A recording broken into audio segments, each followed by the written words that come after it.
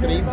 And yun nga kasi yung mga mistakes ko dun guys, no, kasi yung first 2 weeks smooth yung trade natin, unti-unti na-packet natin siya. Kaya lang, nung malapit na kami pumunta dito sa Vietnam, so right now, dito ako guys sa Vietnam, no?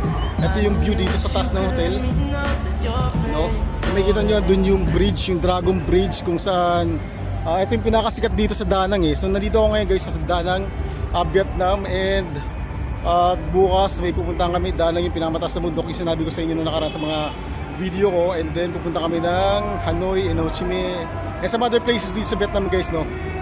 Abutan kami ng mga around 7 days, no, tour dito sa Vietnam. And yun nga, ang mistake ko dun guys, no, nag-high risk ako. So sinabi ko naman yan guys sa comment ko, mag-high risk ako sa trade na yun para ma-hit natin yung target. Kaya lang, ang nangyari guys, no, dahil sa nag-create ako ng multiple entry sa bawat trade ko, sumabla yung trade na yun, eh, you know, nagkaroon tayo ng problema sa trading psychology.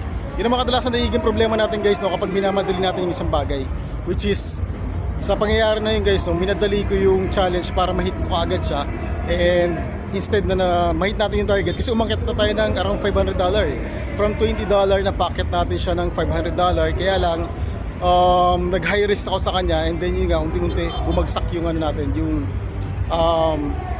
bumagsak yung account from $500, bumaba tayo ng 300, 200, nag-high risk pa rin ako, and then bumaba tayo ng 57. Pagdating ng 57, nag-stop na ako kasi sabi ko baka magkaroon ng problema sa trading psychology ko, maka-apekto sa ibang mga trades ko.